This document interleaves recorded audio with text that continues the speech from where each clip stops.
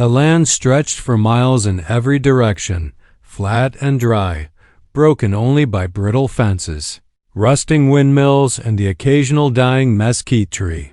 About 40 miles west of Abilene, tucked far enough from the highway to feel forgotten, sat the Harrow Ranch. It was old, older than anyone alive could really remember, and though folks in town liked to spin yarns about its history, most just accepted it as one of those cursed patches of Texas soil you don't ask too many questions about. The last known resident, Everett Harrow, hadn't been seen in over 15 years. Some said he died alone out there. Others believed he'd gone mad and wandered into the desert. But no one went looking. The property had finally come up for auction, after a legal tangle with the county. And that's how Mike Danner and his wife, Carla, ended up the proud new owners of 200 acres of neglected West Texas ranch land. Mike was a civil engineer from Houston, tired of the city grind. Carla, a freelance illustrator, dreamed of open skies and solitude. The house itself was a squat, weathered structure with boarded windows and a collapsed porch. But Mike saw potential. In its bones, real, hard-earned character. Carla saw a kind of forgotten poetry. They thought it was a fresh start. It started with small things, as these stories always do. Their first night on the ranch, while unpacking in the dark, Carla swore she heard something whisper from beneath the floorboards, a soft, low drawl that didn't sound like wind or critters. She mentioned it to Mike, laughing it off. Just old wood groaning, he said. But the next morning they found every kitchen drawer open, everyone. Even the ones they hadn't touched. The land was strangely silent. There were no birds. Coyotes howling at night. No rustling snakes or chirping insects. Just wind, dry and thin, like something exhaling through cracked lips. Mike tried to set up a garden behind the house, but the soil was impossible. Even cactus wouldn't grow. He found buried bones one morning, too large to be cattle, too small to be horse, half petrified under a warped cedar plank near the barn. Carla asked him to rebury them. She didn't want to know. One night, she painted late in her studio, what used to be the ranch's tool shed. She'd been sketching the landscape, but when Mike came to check on her, he found her staring at a canvas she didn't remember painting. A black figure with no face stood at the edge of a field, arms stretched long and low, as if waiting to embrace something or someone. "Did you make this?" he asked. I don't know," she whispered. She hadn't been drinking. She hadn't smoked. She hadn't even realized she'd been painting for 5 hours. It got worse. At night, they began to hear movement from the attic, slow dragging sounds like something crawling. They didn't have animals up there. One evening, Carla watched Mike walk from the shed to the house, his gait slow, head tilted at an unnatural angle. But when she opened the door to greet him, he wasn't there. He came through the front gate 10 minutes later, cursing about a flat tire on the truck.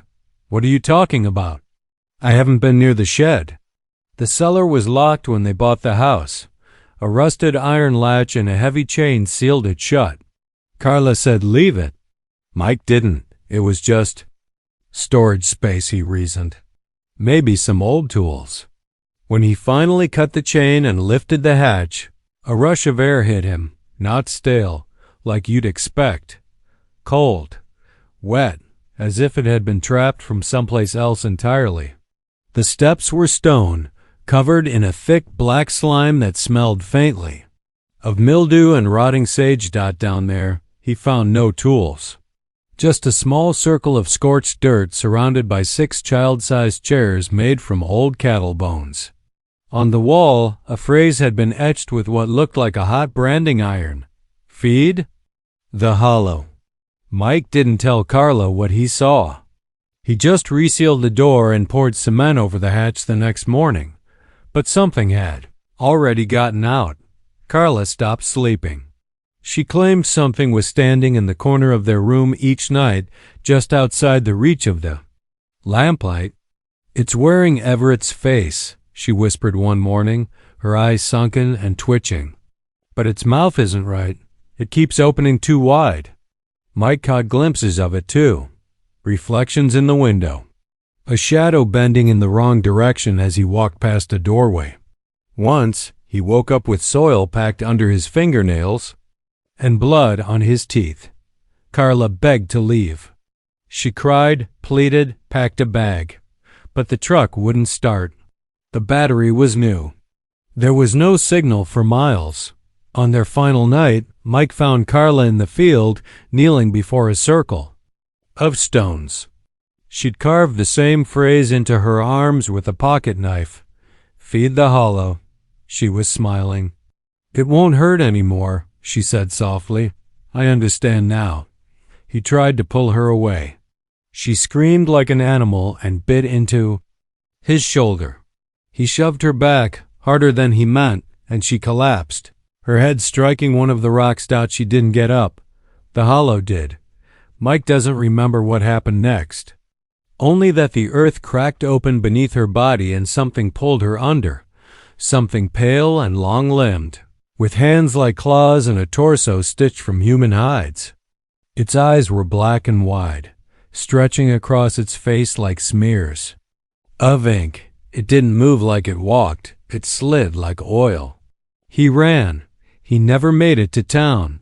They found the truck, keys in the ignition, parked neatly under a tree. The house was empty.